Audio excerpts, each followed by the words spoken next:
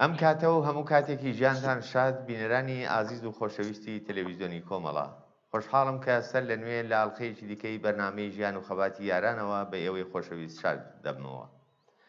بەڕێزان، میوانی ئەم ئاڵقەی بەرنامەکەمان زۆر بەڕێز کاک موسلح شێخولئیسلامی، یەکێک لە شاعیرانی ناسرا و کۆمونیست و نوێخوازی ڕۆژهەڵاتی کوردستان، پێشمەرگەی دێرینی کۆمەڵە و لەدایکبووی ساڵی 1940 زاینی شاری مەریوانە. هۆنراوەکانی کاک موسلح دەکەونە خانەی شێعری بەرگریەوە. هۆنراوە بەناوبانگەکانی وەک کاکشوان، کاک فواد، جەژنی ئایارم خۆش دەوێت، یەکی ئایار، دەنگ هەڵبڕا، سڵاو لە پێشمەرگە، حیزبی خەباتکار، سرودی ژنانی تێکۆشەر، پێشمەرگەی کۆمەڵە، ئەنتەرناسیۆناڵ و دەیان هۆنراوەی جوانی بەرگری و سروشت و دڵداری و چینایەتی نووسیوەتەوە. یەکەمین شاعیری کوردستانە کە سرودی ئەنتەرناسیۆناڵ، سرودی هاوپشتی جیهانی چینیکرێکاری وەرگێڕاوەتەوە سەر زمانی کوردی. خاوەنی 5 دیوانە شێعرە کە زۆرینەی هۆنراوەکانی لەلایەن هونەرمەندە دەنگخۆش و ناسراوەکانی وەک ناسیر ڕەزازی، نەجمەدینی غوڵامی، کاڵێ ئاتەشی، بەکر لەگزی، جەماڵ موفتی،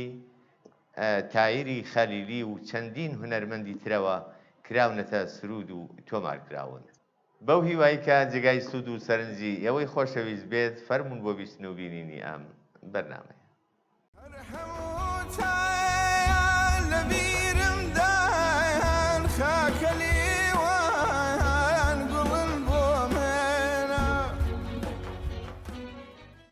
کاک موسڵەجان، سڵاو، ئەم کاتت باش و زۆر سپاس لەوەی کە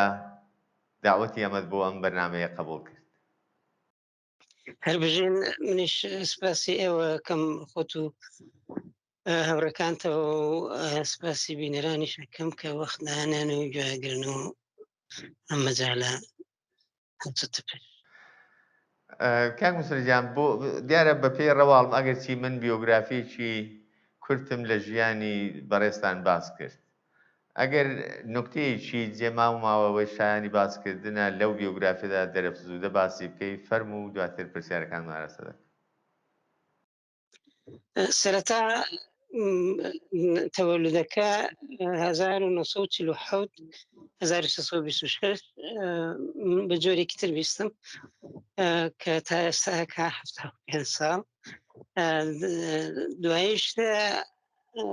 لە 4-5 ساڵەیەوە کە کاتە دەوروبەری 1932 پێشکوت تای 28 مرداد دوایەوە من لە ماڵەوە کەم تا زۆر ئاشنا بووم بێجگەلەوە کە لەگەل کوردی و شعری کوردی و قانع هەم خزممان بوو هەم هاتوچی ماڵمانیە کرد و باوکم و برام شاعر بوو. خلاصە ئەوانە ئەگەر باز بم بۆ مبارزە سیاسی و دامەزرانی کۆمەڵەوە ئەوانە من لە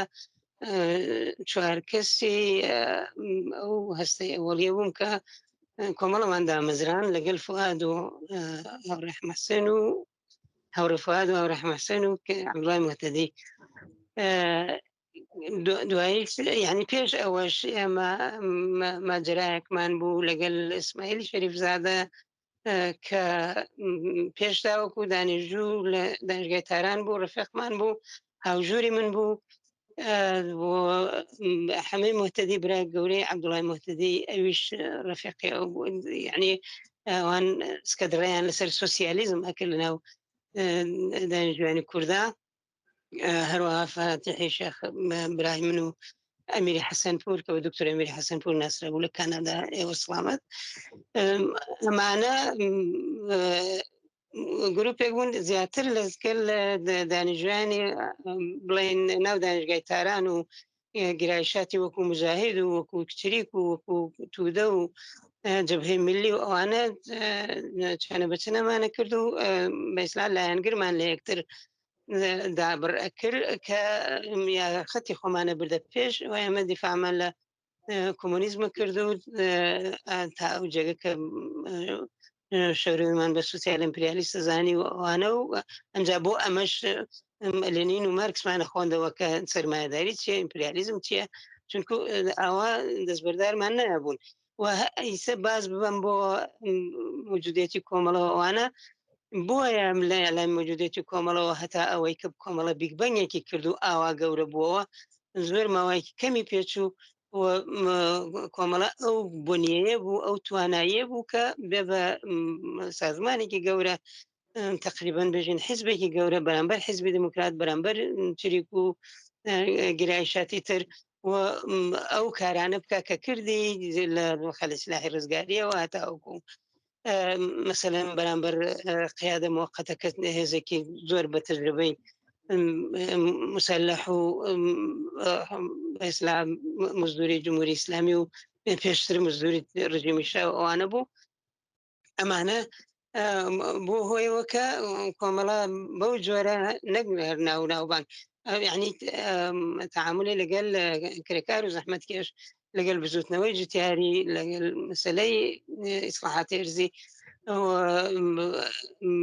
دانە دواوەی خان و مەسەلەن پاژماوەی دەربگایەتیەکە بە تەمابوو سەر بەرزکاتەوە لە گشت ئەمانە ئەو بنیایە پیا کرد کە لەبیر مەبراهیمی عەلیزادە لە خوێنڕانیەکە لە بەهاری 58 بوو ینی 4 مانگ بوو کۆمەڵای ئەعلام موجودێتی کردبوو بەگیریان هێنا طرفداران حزب دموکرات لە مەهاباد بوو وتیان ئەوە 3 مانگە دامەزرا 3 مانگە حیزبن ئەمە ماتوتان چییە ئەوێژ تی تەماشای قوارە و تەماشای کارەکانی ئێمە بکەن ئێمە لە حیزبێکی 3 مانگە چینە لە حیزبێکی 9 ساڵ ئیسە بە معنا نەقلیەکەم تەمان لەوێ بوو منی شعرم خوێندەوە کارم نییە بەو جۆرە کۆمەڵە ئەو موجودیەتێ پیا کردوە ئێستاش کۆمەڵە ئاوا دوای ئەم گشتە جیابوونەوە و پەلپەل بوون و ئەمانە هێشتا هەر جێی بەحسەوە هێشتا هەر جێگەی هێشتا هەر قدرەتە بەهەرحاڵ ئیتر یعنی وەکو کۆمەڵە وەکو مەفهومی کۆمەڵەوە پێم وایە لە هەموو ئەم حیزبانە ئەمە هەشت حیزبەکە طرفداری بەنامە یەک دنیای بهترن ئەسڵی بنج و بناغەکەی کۆمەڵە بوو باقیەکەی تری وەکو دەستکەوت بێژین ئیتر پەرانتزی زۆرە کە من لێرەدا بمبورە ڕات دەگرم باسی ئەوەت کرد دیارە بێگومان بەڕێستان یەکێک بوون لەو یەکەم کەسانەی کە سەرەتاکانی هەستەی کۆمەڵەدا دەمەزرێت و لەو کاتەوە لەگەڵ کۆمەڵی پێم خۆشە بزانم ئەو کات ینی زۆر بە کورتی ئەگەر بازدا زەرورەتی پێکهاتنی ئەو هەستا ئەو کۆمەڵەیە چی بوو کە دواتر بوو بەو کۆمەڵەی کە ئێستا وەسپیەکەین زەروریەکەی لە چیەوە دەهادووە ئامانجی کۆمەڵە بۆ دوا ڕۆژ چ بوو بۆ درێژماوە ئەمە 4-5 سوالە هەر یەکی فصلەکە یعنی زەرورەتی چی بوو چینی کرێکار هاتە بۆ مەیدان مەسەلە ئەوە بوو بە تایبەت دوای ئیسلاحات هێرزی هەر لە سەرەتاوە کارم نیە سەرنج ناو تاریخیێران بە تایبەت دوای ئیسلاحات هێرزی وەها بوو کە جوتیاران و زەحمەتکێشانی دێ بێکار و بێزەوی بوو بوون و هێرشیان بر بۆ شارەکان ئەمجار لە شارەکانە هەروە کرێکاریانە کرد فەرهەنگی کرێکاریان ئاوردەوە فەرهەنگی سیاسیان دروستە کردو بۆ جۆرە فەرهەنگی سیاسی چەپ و کۆمونیستیان دروستە کرد بەو جۆرە ئێمەش کە مەسەلەن چەند دانیشتوو بووین لە شوێنی جۆر بە جۆری کوردستانەوە هاتبووین زیاتر متەوەجەی مەسەلەی وەرزاتی کارگەری و ئەوانە بووین و وەرزاتی شار و ئەوانە مەسەلەن ئەمیری قازی ئەو وەختە هەندێک لە پێش منەوە بوو بەڵام دانیشتووی حقوق بوو هێشتا برازای قازی محەممەد نمایندەی حزبی دموکرات بوو ئەو وەختە لە دانیشگای تاران و دەستی ئەگرت بە و ناسیۆنالیزمە بۆ کە لەبیر مەسمایلی شەریف زادە و ئەمیری حەسەن توور و کاک فاتح ئەوانە بە شدەت بەرامبەری ئەوێسان و کە ئەم دانیژوانی کوردیشە بخەنە ناو وارزاتی دانیژووی عمومی لە تاران و ئەو بەحسانەکە کردم لەگەل مجاهد و لەگەل کێوکێت ئێمە مباحثاتمانە کرد و بە تایبەت لەگەل چریت بوو توودە ئێمە زۆر مەکسمانە کرد کە توودە بەرامبەرمان محکەم ڕائەوەستا کە مەسەلەن ئێمەش ناچار بووین لێنین و مارکس بخوێنینەوە ئەوان واقعاً سوادی تێوەریکیان باش بوو بەدیقەت ئەو مەراحلە کە شەورەوەی بەسەری هاتووە بۆ بە ئیمپریالیست ڕۆشنی کەینەوە ئەو مەسەلانە لە یەک دەینەوە لەم ڕێیا ئەمە خۆمان بووین بە کۆمونیستی خارا و ئەمە باسی ساڵی 45 و 46 ئەوانەیە پێش 48 لە دو بزوتنەوەی ساڵی 46 کە بزوتنەوەی اسماعیلی شەریفزادەش مەشهورە ئەمە وەختێ بوو کە اسماعیلی شەریفزادە لە لای ئێمە بووتم ژووری من بوو وەلێ کە چۆ بۆ مەهاباد نەورۆزی 43 ئیتر نەهاتەوە چون بیگرن پایان نەکرد ئیتر لەوە دەرباز بوو چوو بۆ عێراق نەورۆزی 43 هەتاوەکو 46 ئەوانە لەگەل بارزانی و جەماعەتی ئەحمەد تەوفیقی پارتی ئەو وەختە دموکراتی ئەو وەختە ململالیان بوو خلاصە کێشە و ئەوانیانە بوو لەدا ئەو کومیتەی شۆڕژگێری حیزب دیموکراتی دروست کرد یا لەگەل کەسانێکی تر بەهەرحاڵ ئەو چهرەی دیاری بوو و هاتنەوە یعنی هاتنەوە نێپاڵیان پێوەنان ناچار بوون چەک هەڵگرن و بێنەکەوەکانی سەردەچووبانەوە ئەوانە ئەمە زستانی 46 و بەهاری 47 بوو بەداخەوە بەهاری 47 یەکێکە گشتیان تیا چوون ئەمانە هەمووی پەرانتزی زۆری تایە کە ئێمە چۆن تەماسمان گرت و اسماعیلی شەریفزادە نامەی نووسی و ئێمە کە مجاهد بووین بە بەحسی دژبەت شەریک بەتەمانە بووین بە ئیسلاح پێشمەرگایەتی بۆ جۆرە شروعەکەین بەتەما بووین بەرلەوە حیزبەتی بێ و خلاصە ئەو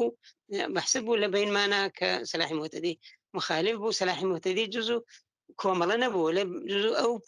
باگراوندە بوو کە دوایی بووە کۆمەڵە سوارەی ئیلخانی شعری ود بە ئێمە ئێوەکێن خێڵی درۆ یاری غاری هۆدە تەفسیلی نەدەم سوارە بە شدت انتقادی کرد کە ئێمە خوێنی ئەو اسماعیلی شەریفزادە ئەوانە بەگەردنی ئێمەیە کە ئێمە نەچوین کۆمەکیان بکەین و کاکفاتە بەم جۆرە جوابیدا وتی خوێنی ئەمانە کە نەچوون و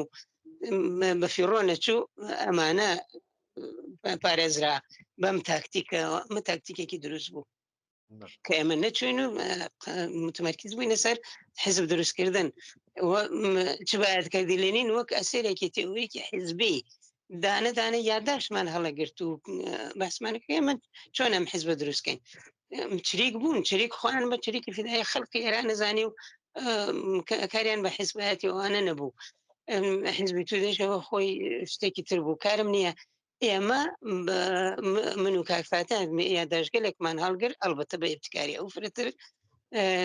ئەو لە مەریوان معلم بوو دەبیر بوو من بە هاوین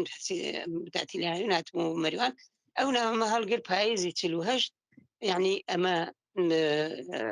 بەهاری 47 ئەوانە گوزراوە پاییزی 48 لە تاران لەگەل فواد و یادی بەخێر محسنی کەریمی یادی بەخێر فوادیش عەبدوڵای موحتەدی ئەم چوارە دانیشتین و ئەو نامانە خوێندەوە بە یەک دوو دانیشتنی تر ئەم بناغی کۆمەڵەمانە دامەزران بە شێوەی تشکیلاتێکی مسەلەسی کارم نیە نسبنەوە ئەو جزئیاتە فەورەنیش مەسەلەنێکی وەکو سدیقی کەمانگەر و ساعیدی وەتەندوست و ئیرەجی فەرزاد و ئەوانە فەورەن بەئیسلا هاتنە تشکیلاتەوە حەمە سووریا کە ئیسەی ڕەفیقێکی باشمانە خلاصە لە تاران و زیاتر لە کوردستان بەڵام شعیب لە ئەسفەهان لە زەوبەهان کاریە کرد شعیبیش ئەو کەسانە بوو کە بڵێن لە هەڵقەی دووەم و سێوەمە هاتە ناوی ئەو وەختە یعنی هەر فەوری هەر مەسەلەن بێژین بە ماوەی دوو سێ مانگ و چەند هەفتە ئەوانە دوایی ئەم یعنی ئەمە فعالیتمان زیاتر لە کوردستان بوو بە بۆنەی مەسەلەی پێشمەرگایەتی و سونەتی پێشمەرگایەتی و اسماعیلی شەریفزادە و ئەوانەوە ئەوە بە بۆنەی ویشەوە کە ئێمە چاومان لە باقی ئێرانیشەوە بوو مەسەلەن نەژم شعیب لە ئەسفەهان لە زەوبەهان کاریە کرد لەوێ زیندانیش کرا کتێبخانەکەی ئێمە لەوێ بوو کتێبخانە مانایەوە بوو ئاساری مارکسولێنین و باقی ئاساری مارکسیستی ئەوانەمان لە چەند چەمەدان و تەلیس و ئەوانە کۆکردبووەوە لەبەرەوەی بپارێزرە دابمانە دەست ئەو لە ئەسپان لەوەی گیرا کارم نییە ئەوە خەتەرێکی گەورەی دروست نەکرد هیچ خەتەرێک دروست نەبوو بۆ کۆمەڵە ئەمە ئەتوانم من بە فەخرەوە بڵێم کە ساواکی شا نەیتوانی کۆمەڵە کەشفکە هەتا کوسەری نایەوەی کۆمەڵە گەرچی من گیرام دوای سە چوار مانگ ینی لە بەهاری 49 من گیرام لە يعني حمزة مهتدي چەند مانگ دوایەوە گیرا فؤاد گیرا شعیب گیرا لە ئەسفەهان بەڵام هیچ کام لەمانە نەبراوە سەرێک بۆ ساوا کە ئەمە سازمانێکە هەرێکی وەکو مثلەن فعالێتێک من لەسەر کارە ئەدەبی و نووسینەکانم گیرام ئەو وەختانە من چیرۆکی کورت منووسی و شعر منووسی و بەڵاومە کردەوە بەڵام مەسەلەن لەیان پرسییم هەمە حسێنی کەریمی هێناسی ئەویشە خۆی پەرانتەزەکە وتم نایناسم ئاجا حسێنی کەریمی بەر لەوە هات خەبەری دا بە ئێمە کە لە سەقز سلولەکەمان گیراوە و باسی من و تویان کردوم خیتابە من نامەیەکی نووسی بوو لە ماڵەوە لە شوێنێکە داینەوە بۆ من نامەکەم دی فەورەن بانگوازم کرد بۆ بینەوە قەرار و بڕیارمان زووتر دانابوو کە کێکی ئەناسێوانە من و فات قەزم بووین یەکترینمان ئەناسی بەڵام قەرارمان وا بوو لەوێ بڵێن ئێمە هەمیشە ڕقیب بووین و باوکمان ڕقیب بووە لە یەکتر و ئێمە حەزمان لە یەکتر نەبوو دۆست نەبووین وەختە وەلای ناسم و چۆن یا مەسەلەن عەبدوڵڵای مەهتەدی من ناناسی ئەحمەد حوسێنی کەریمی من ناناسی لە زیندانە خۆلاسە وا ڕێکەوت کە ئەویش هەفتەیەک دوای من گیرا توانیمان تەماس بگرین بە یەکەوە ئەوانیشە هەمووی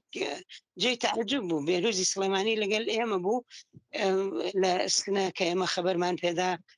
کاک فاتح خەبەری پێدا کە چماجەرای قەوماوە فرە تەعجبی کردبوو کە ئێمە چۆن ئەم گشتە ئیتلاعاتمانە هەیە و لەوەخە ئەومان پاراست ئەو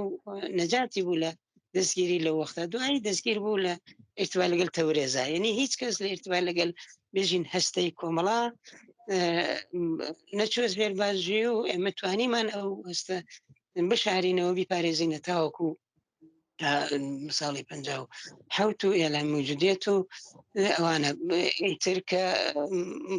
دوای جمهوری ئیسلامی زەبەری پێ نەبردین بەو معناکە ئێمە بەرامبەر جمهوری ئیسلامی دەستماندا بۆ چەک و ئەو ماجرانە هاتە پێش کە زۆر کەس ئاگاداریەتی من نەمەوێت لە زاویەی خۆمەوە باسی بکەم کە ئەم بلیمەتیە کە کۆمەڵە بووی ئەمە کە ئێستاش دوای ئەو گشتە زەربە و ئینشعاب و شەڕی حزبی دموکرات و شەڕی جمهوری ئیسلامی و ئەوانە هێشتا هەر گەورە و گەورەترە بێ و هێشتا هەر یعنی وەکو شەبەحێک لە هەموو ئەم حیزبانە لە هەموو ئەم حیزبی بەلامە یەک دنیا بهترە هەر ڕەنگەداتەوە و هەر هەیە و بە نەزەر من قووەتی هەمویانە کارم بە اختلافات و بەوانە نیە ئێستا بەرحاڵ ئەو تەوزیحە بدەم بۆ گوێگر و بینەر کە بۆچی کۆمەڵە مەسەلەن ئایا وەک حیزبی دموکراتە لە چوار جوانی سەرڕووتی چی و چی و ئەمانە بوون ئەگەر ئیجازەم بدەی بەڕاستیەکە ئیجازەم بدەی ئەوە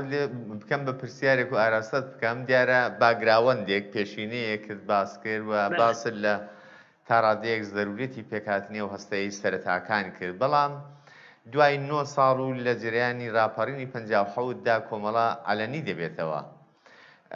دوای عەلەنی بوونەوەی زۆر بە خێرایی گەشە دەکات دەبێتە جریانیشی کۆمەڵایەتی ئەگەر سەرتیتری ئەو تایبەتمەندیانە ئەو تاکتیک و کردەوانەی کە کۆمەڵە نیشانیدا باس بکەین چین ئەو تایبەتمەندیانە کە کۆمەڵە دەکات بەو جەریانەی کە بینیمان و لە مێژوودا سەبت بووە و پرسیارێکی دیکەش هەر لە ئیدامەی ئەوەدا ئەوەیە کە ئایا بەڕاستی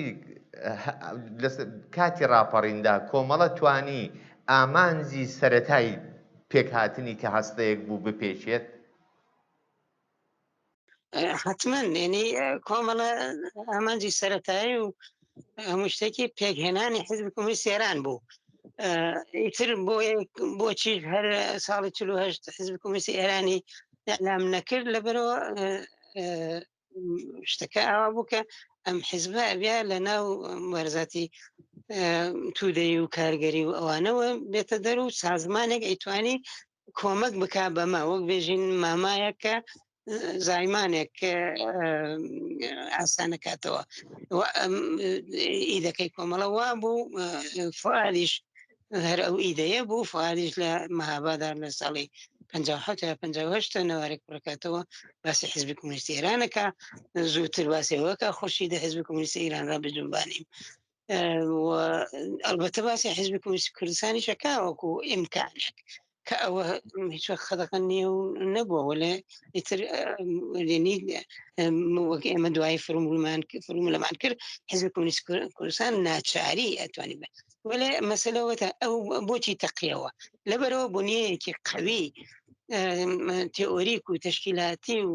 ئەوانەی هەبوو لەبەرەوە پەیوەندێکی عمیقی لەگەڵ کارگەران و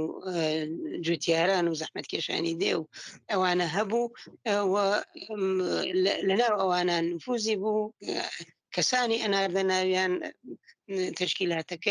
تشکیلاتێکی ئاگاهانە و ڕوو لە خەڵک بوو و نهایەتی ئامانجەکەیشی ئەسلی کۆمونیزم بوو بۆ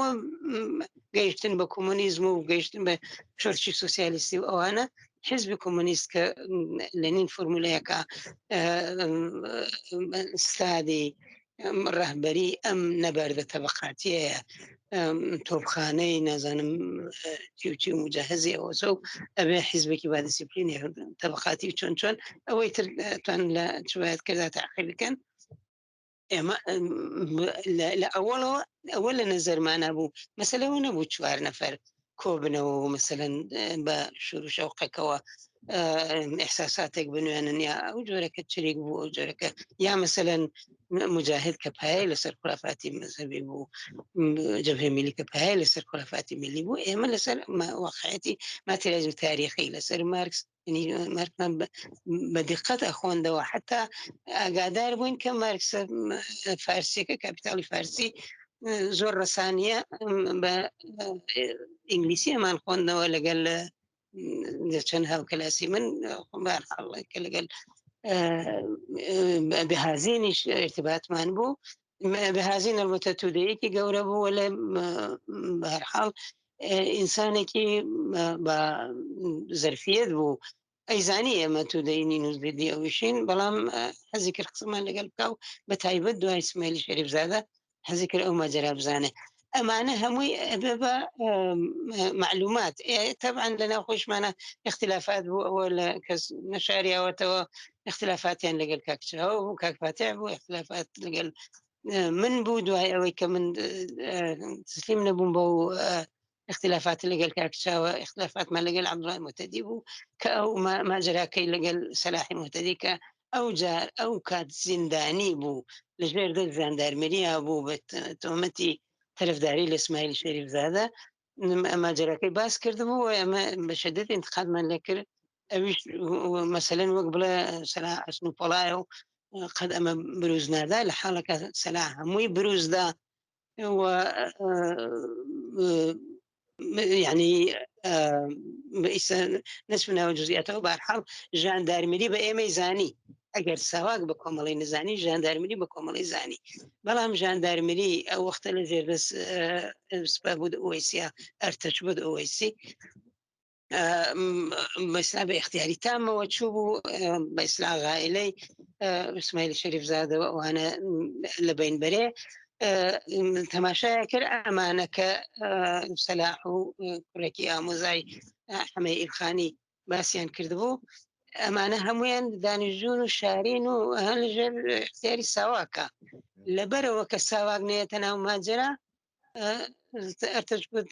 وەیسی لەوەقع ناخواسته ئێمەی پاراست یعنی ئەو مەسەلەیە بروز نەدا بە ساواک و ساواک ئێستا نەیزانی کە مەسەلەن ئێمە لەگەڵ ئیسماعیلی شەریفزادە نامۆنە منیگاریمان بووە و ئەو ماجرای کۆمەڵەوانیشە دروست بوو خلاصە ئەمانە ژاندارمەری زانی بەڵام تێکەڵی نەکرد لە بەرەوە ساواک نێتە ناو ماجرا و ڕقابەتی داخلی خۆیان ئەمەش لەکوێ ماجرا بووم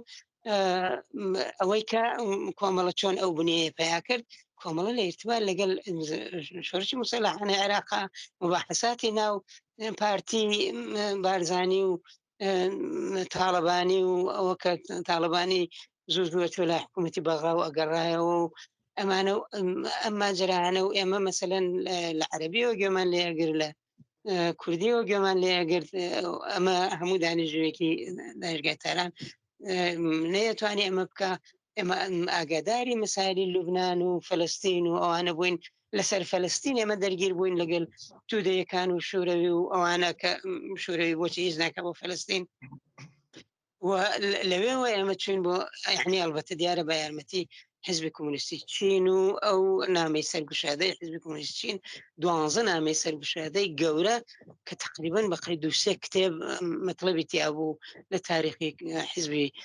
بۆڵشویک و تاریخی حزبی کۆمونیستی شوروی و تاریخی حزبی کۆمونیستی چین و ئەوانە مباحثان بوو لەگەڵ حزبی کۆمونیستی بە ئیسلام شوروی و ئەوانیان متهم کرد بە سوسیال ئیمپریالیزم و هەر ئەو مسەری ئەو مەبحەسیانە کردو کە ئەمە ئیمپریالیستیە و ئەمە سەرمایەداریە نەک سەرمایەدارێکی جوان و پێنەگەیشت و بەڵکو سەرمایەدارێکی ئیمپریالیستی و ئێمەش ئەوانمانە بە قسەی لێنین و بەوانە عنی بە کتێبەکەی لێنین کە 5 خەسڵەتی هەیە ئیمپریالیزم هەر 5 خەسڵەتەکەمان ئەنابەر ستودەیەکان کە براگەورەی چریکەکان بوون پدەرخاندەی چریکەکان بوون و چریەکان تەماشای دەمیانە کردین و بازێکیان بەلای ئێمە هاتن و بازێکیان هەر مەسەلەن وێڵیانە کرد ئەم ناسری زەڕەفشانە کە ئێستا مەشهورە یەکێ بوو لە تەرەفی بەحسمان ئەم فەرڕوخی نیگەهدارە هاوکەلاسی من بوو لە دەبیرستانە هاودەورەی من بوو لە دانیشگا ئەو دانیشتووی فەنی بوو و ئەو وەختش بە شوێن مزاکەرە و هەیەت نمایندگی و ئەوانە بۆ هەیەت نمایندگی دانیشتویان بوو و ئەلبەتە قسەزان بوو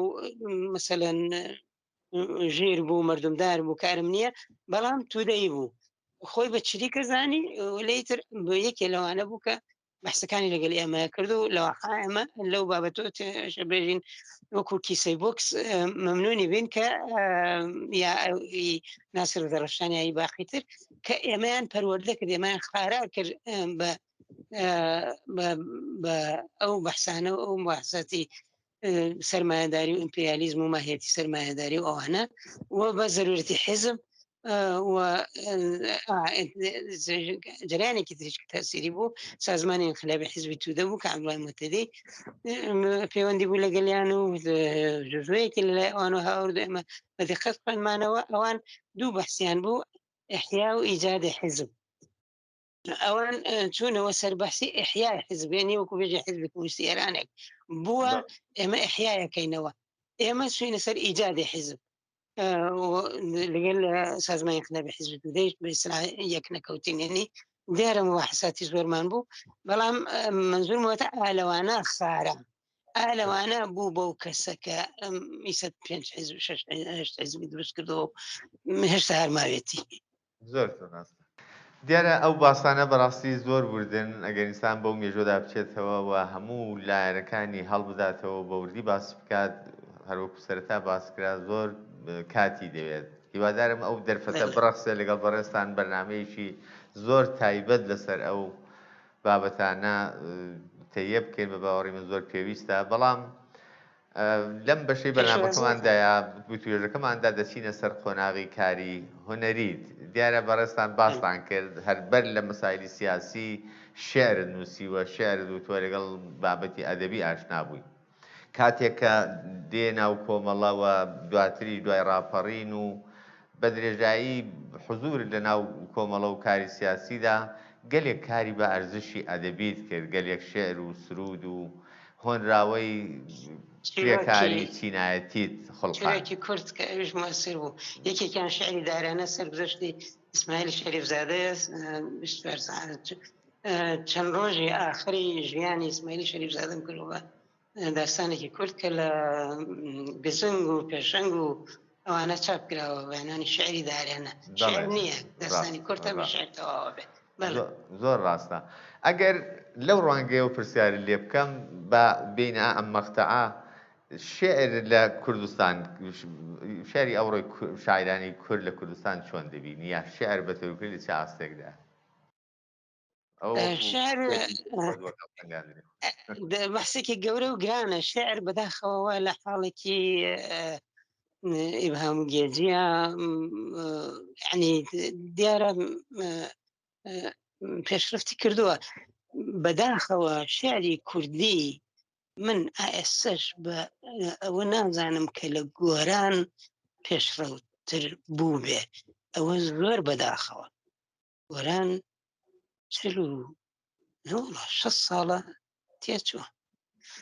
لەم 6 ساڵە جارە هەژار بەرەو دوایەک ئەچێ وەکو مرتجعێکی زیدی ژنی زیدی عەرەبی کە ئەگەر مەسەلەن شعرەکانی تەرجەمە کرێ بە سوێدی ممکنە هەر نەفرەت لە عەلەیهی هەڵخڕێنێ شێرکۆبێکەس هەندێک شعری بۆ بەرابردەوە بەڵام ئەویش لە دێهات و لە زیبایی شناسی دێحقانی یەک زەڕە نەترازە زیبایی شناسی شار و ئەوانەی تقریبەن هەر نییە فەرقی زۆرە فاصلی زۆرە لەگەڵ گۆران لەبەرەوە گۆران من بە سەرتۆپی شعری کوردی زانم و خۆشم و کاکتەوەیش کە بەشدار علاقەمەندی ئەو بوو بە شوێن ئەوە باڵمانوەشان سوارەیش حتا من وەختی ئەگاتە باسی شعر ئەژێ باسی ئەو سێ کوچکەی شعرە بکەم کە هەرسێنیان ڕەفیق بوون بە یەکەوە یەکێکیان برای من بوو کاتایەکێکیشیان سوارەی ئیلخانی وەکێکیان عەلی حەسەنیانی ئەمسیانە ڕەفیق بوون نەگەر ڕەفیق هاو مەنزڵ بوون و بووین منیش وەکو براچکۆلێک کاکفاتە هەر لەو ئەپارتمان و مەنزڵا بووین و ئەوەختە ئەوان دانیژووی حقوق بوون سوارە و عەلی حەسەنیانی دانیژووی اقتصاد و فێموان و مباحثاتی ئەوانیش هاتە بەرەوە بەڵام لە شعرە لە شعری کۆنەوە هەتاوەکو شعری نوێ لە شعری نوێی فارسیەوە هەتاوەکو گۆران بە تایبەت لەو وەخت لەو سوورە گۆران ئێوە سڵامەت 1961 بووە بزانم من ئەڵبەتە وەختە لە دەبیرستانە بووم نەک لە دانیشگا ئەوان شعریان بۆ بەسرا مەرگی گۆران نووسی کە لە ڕۆژنامەیەکە ئەو کە لە تاران منتشرە بۆ ڕۆژنامەی کوردستان داوایان لێ کردبوون وەختە ئەمیری حەسەن پور چووە سەر تەحلیلی شعری گۆران شعری هیجایی و شعری نوێ و ئەوانە ئەو مەسەلەکە شعری گۆران شعرێکی شاریە شعرێکە لە بەغا فرەتر نەشو نەماکە چاوی لە مەسەلەن مۆسکۆ و لەندەن و شاعرانی ئینگلیزی و ئەوانەوەیە وەکو شعری مەحوی و نازانم پیرەمێرد و فڵان بسەر لە دەوری سلێمانی و مەریوان و کەرکووک و خامیشلی ناسوورێتەوە بەڵکو چاوی بەرینترێ بینێت لە هەمان کاتاکە دەروێش عەبدوڵای هەیە زۆر باسی فەرهەنگی کوردی ئەوانی کەعنیت شاعرێکی زۆر شامل ئەوە ئیلهام بەخشی ئەو سێ کوچکە کە بێژین عەلی حەسەنیانی و سوارە و فاتح بێن بەڵامی تر سوارە لە باری سیاسیەوە قسەی لە ئێمە هەڵە بەزیەوە تەرەفداری کەم و زۆر دێهات و تا حدێک مەسەن بێزار لە تەمەدونی شاری و ئەوانە و دوای تا حدێک چریک و ئەو جۆرەی ئەو شعری وت لە عەلەیهی ئێمە ئێوەکیان خەیاڵی درۆ یاریغاری هۆدە لەبیرم ناچێتەوە خۆلاسە قسەی چی مەکرد من لەو فەزاها پەروەردە بووم ئەمە ئەوەی کە کاری شعریم بەر لە کاری سیاسی شروع کردبێ کاری سیاسینەوە لە ئاشنایی بە سیاست من لە ساڵی ڕاستەکەی 32 یعنی هێشتا 5 ساڵە بوون لە ماڵەوە رادیۆمانە گرت و ئەمانزانی لە دەرەوە لە مەریوان تەزاورات بوو پێم خۆشە لەناو ئەو کارە بەرجەستانی کە کردوتە ئەو شێعر و سرودانی کە دواتری وتم لەلایەن زۆرێک لە هونەرمەندانەوە کراونەتە سرود و وتراونەتەوە کامیان بەڵێ بەلای تۆوە با ئەرزشترینە بەرجەستەترینەوە پێت وە بۆ کاریگەری زیاتر لەسەر مخاتب و جۆگری خۆی داناوە یعنی یەکێ لە شێعرەکانم یەکێک یا چەند مەسەلەن لەو بەرهەمانەی کە بووتە خۆشەویستترینیان موئەسرترینیان بە باوەڕی تۆ کامانن هەڵاقی بڵێم چی ئەمە پرسیارێکی سەختە ئەوەنەیە مەسەلەن گەشتی کوردستان لەباری شێعری و مەسەلەن زەرافەت و ئەوانەوە زۆر بەرز و عەجایب نین بەڵام زۆر مؤثر بوون لە بەسیجی هەوادارانی ئەوڵی کۆمەڵە گەشتی کوردستان گەشتێکە بە شوێن مبارزاتی مستەلاحانەی ئیسماعیل فیلپزادە ڕفیقەکانیە و بیلەخەرە ئاوەت و ئارەزووی ئەو وەختانەی من بەیانەکە کە ئەمە هین ساڵی هەر 47 بوو و هەر ئەو وەختە بە دەستنووس بڵاو بووەوە بۆ ئاگاداری جارێک من سەفەری تەورێزم کرد لە قەتارە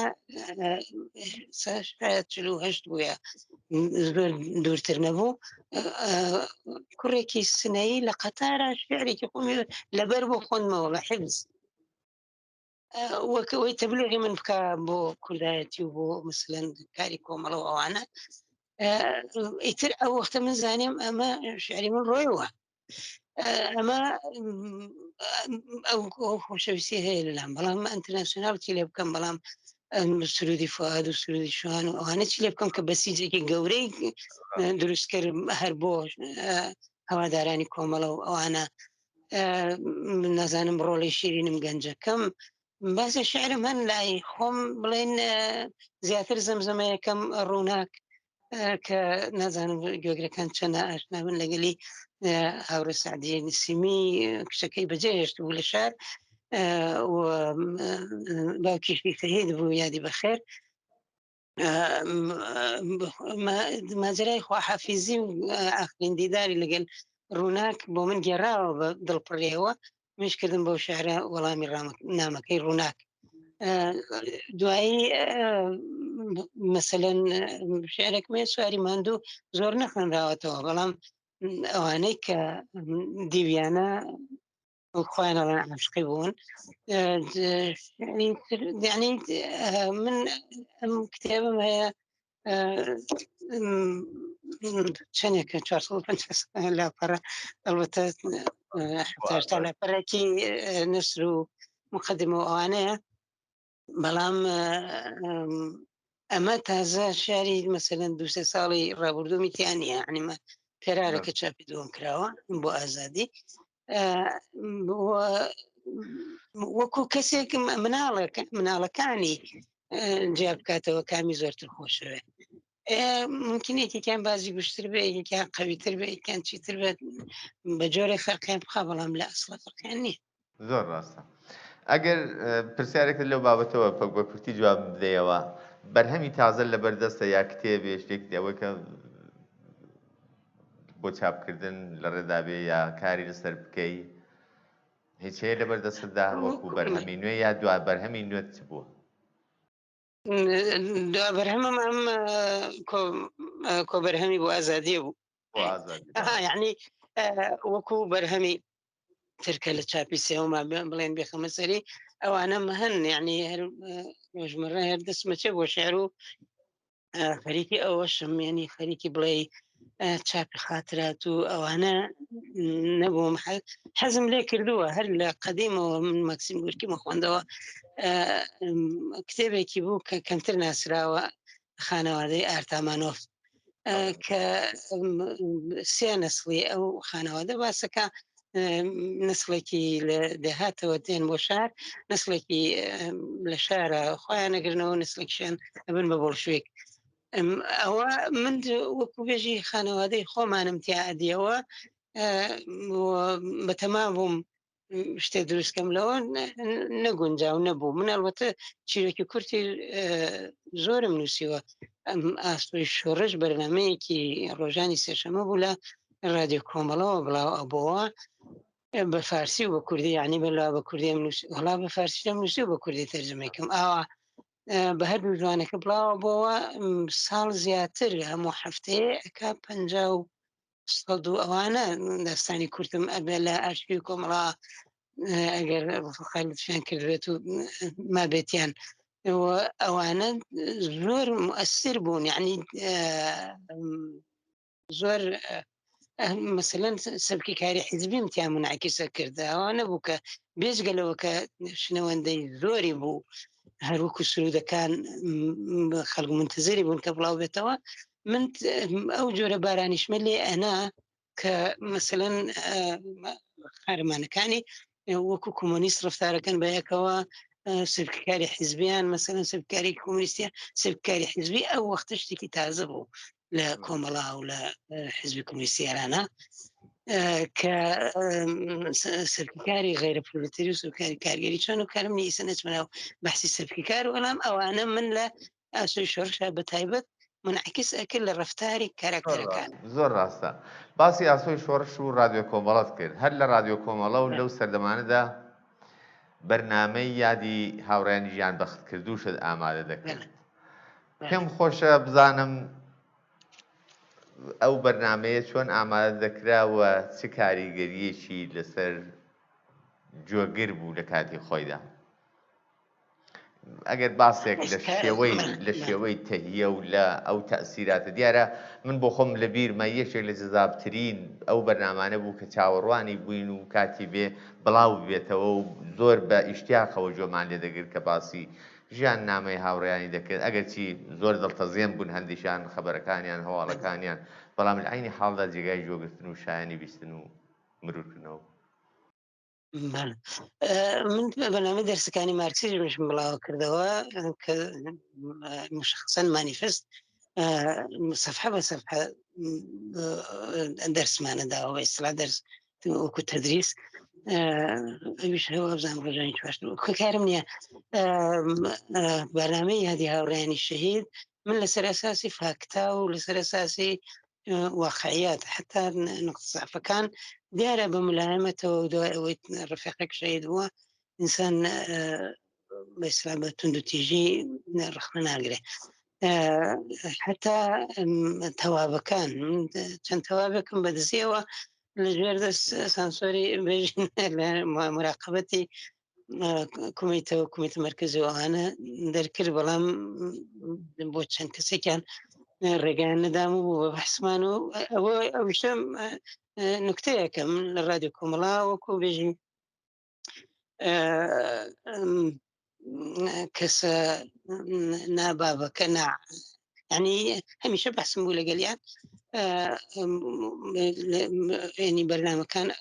خۆم پێ خەڕە بووم پێما بوو بەرنامەکان هەمووی مفیدە و دروستە شتێ تەکمێڵ و شتێ 100% نییە بەڵام پێما بوو حەقیان نییە بەری پێ بگرن هەرچی منی نووسم ئەگە بڵاوە بێ هەنی ئەمە ئیسینماتی خۆم بوو تەبعاً ئەو نەکرا بە ئیستیدلال وەختە کات سەر ئیستیدلال ئەچوون سەر جزئیاتوانە یادی هاوڕێیانی شەهید ئەویە خۆش بوو کە لەسەر ئەساسی فاکتا بوو لەسەر ئەساسی واقعەتەکان بوو خەڵکێ بیریان نەکەوتەوە خەڵکەکە شەهیدەکانیان ئەناسی دیبوونیان ئەو وەختە منەمود ئەمە وای کردووە بووە چوو تەرەف یا بە ڕانی خۆیان و دەبێت ئەرێ وەڵاو ئەمە ینی ئەو فاکتانە یەک ئەوە یەکیش بۆ تەواویش من ئەو بەحس و کێشەمە بوو و لێتر زۆر مۆفەق نەبوو چەند مۆردێک بەدزیەوە بێسلام زۆر باشە دوای ئەوە منسوور حکمت هات فریای من کەوت عەبدوڵڵای مەهتەدیک مەقالەیەکی نووسی زووزەیە تەوابین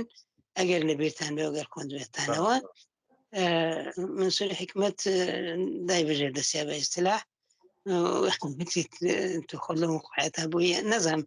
جوابەکەی منسوور حکمت چۆن بوو دەخەن وەلە ئیتر ئێمە حەزمان پێ کرد کە عەبدوڵڵای مەهتەدی ئاوا بەرخوردی بە تەوابین کردووە و دای بژێر دەسیا بەڵێ زۆر ڕاست بە شێوەی جەستە و گریختە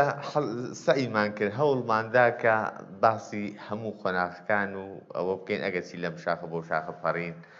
حەقی خۆیمان پێ نەدا بەڵام زۆر خۆشحاڵ بووم بە بەشداری لەم ئەوەندە بەرنامەیەدا زۆرمان کردەوە. بەڕاستی. بۆیە زیاتر لەوە کاتت ناگرم، بەرنامەکەمان ڕوو لە کۆتاییە. وەکو دوابرسیار ئەگەر نوکتەیەک بۆ باسکردن بۆ وتر ڕوو بە بینران هەیە بفەرموو و دواتر بەیەکەوە ماڵاوایی دەکەین بەو هیوایی کە دووبارە مەجال و دەرفەتی ئەو بەڕسێکە بەیەکەوە دیالۆگیش دیکە و سەبارەت بەو مێژوە بەیەکەوە ماڵێت. وڵای ئەمە مێژوەیەکی زۆر مهمە، شاید مهمترین سازمان و تشکیلات کۆمەڵە و حیزبی کوردستان و ئەو حیزبانەی لێی وەشاونەتەوە مهمترین تەسیریان بووە و هێشتا نادیاریش زۆرە. یعنی دوای لێنین ئەلعان ئەوە ئیمساڵ 2022 ساڵێکی تر 100 ساڵە لێنین سەری ناوەتەوە و لێنین 30 ساڵ دوای سەردانەوەی مارکس شروعی کرد بە کتێبەکانی و تئۆری تازەی هاورد لە چبایەت کردەوە هەتا ئیمپریالیزم و هەتا یەکگام و دووگام و ئەوانە. بەڵام دوای لێنین ئێمە منسووری حکمتێکمان بووە کە زۆر کەس باوەڕیان پێی نییە. منیش نایبەمە ئەو عاشق کە بینەمە پاڵ لێنینەوە لەگەڵ خۆشیە یادی بەخێر بەحسم بووە کە ئێمە تەحولێکی وا دروستکەین و ئەوانە تئۆری مارکسیستی بینە پێش. من پێم وایە ئەوە ئەبێن نوکتەیەک بێ ڕۆژێ لە ڕۆژان، ینی هەر لەیسەوە ئەم حیزب کۆمونیستیانە بچنە سەری کە گوشایشتێکی گەورە دنیا تحولاتێکی زۆری بەسەراتوە لەم 100 ساڵە ئەبێ گوشایشتێکی گەورە هەم لەباری تئۆریکەوە هەم لەباری تشکیلاتیەوە. ئەلعان بورژوازی لە هیچ وڵاتێکە رازی نییە بە چوارچەوەی بەسلا وەتەنی و کشوەری، هەمویان باندی سەرکوتکەر و تەبەکارن و هەمووشیان دەستیان بەدەستیەکەوەیە لە لوبنان و داعش و تاڵەبان و ئەم بەرەوبەرەوە هیچیان کشوەری نین، ئینتەرناسیۆنالی نین، باندی تەبەکاری بینالمللین. ئێمەش لە مقابل ئەوە ئینتەرناسیۆنالێکی کارگەری ئینتەرناسیۆنالێکی منتەقەیی هەرچی بتوانین لە خارج مەرزەکانەوە ئەگینا هەفتەپەمان بە حیزبوڵای لوبنان سەرکوتەکان هەروە کردویانە و مثلا لە ئوکراین ئەوەکەن خلاصە نسبە سەر جزئیات تحولێکی گەورە لازمە بێ ئیحساسی مەسئولیەتی بۆ بکەین و کاری بۆ بکەین. زۆر ڕاستە، زۆر سپاس دەکەم بۆ بەشداریت و ماندوو نەبی. بەڵێ بینەرانی ئازیز و خۆشەویست، ئەوەی کە لە ماوەی ڕابردوودا پێشکەشتان کرا وتوێژێکی کورد بوو سەبارەت بە خۆناغەکانی ژیان و خەباتی هاوڕێ موسلح شێخولئیسلامی ناسرا و بەڕێوەبوار. بەو هیوایی کە جێگای سوود و سەرنجی ئێوەی خۆشەویست بوو بێت تا بێگەیشتنەوەمان لە ئەڵقەیەکی نوێی ئەم بەرنامەیەوە هەر شاد و بەختەوەربژین.